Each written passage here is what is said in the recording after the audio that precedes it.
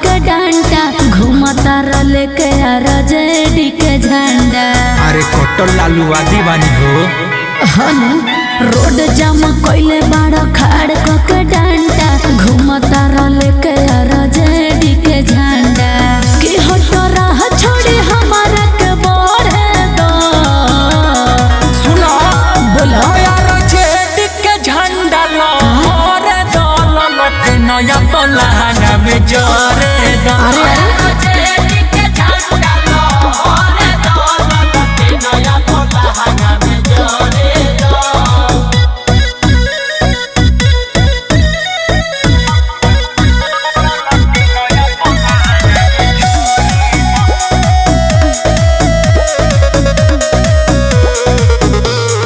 सुना हट होने राह छोरा लेट होता कलास अपन होइल लटनिया रख अपन तू पास। बुझल तू तनी हो जा तैयार हो काहे तेजस्वी के चाहता बिहार हो। हाँ तो सोच वोटिंग के मेरी वोट पड़े दो।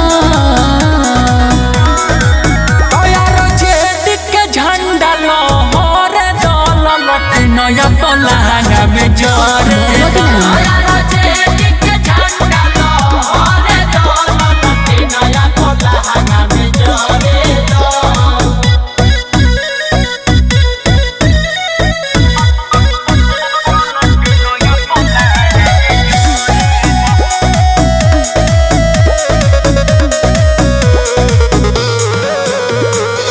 हम सहमत बानी गोल्डन तोहरा बात से केने हम सपोर्ट करी सोची कही रात से।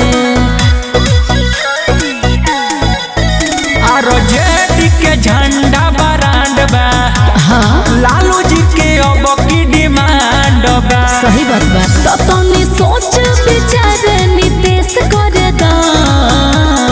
बुझला आरजेडी के झंडा लहरे दो ललटे नया पलाना में जरे दो। आरजेडी के झंडा लहरे दो ललटे नया पलाना में जरे दो। तजरे दा।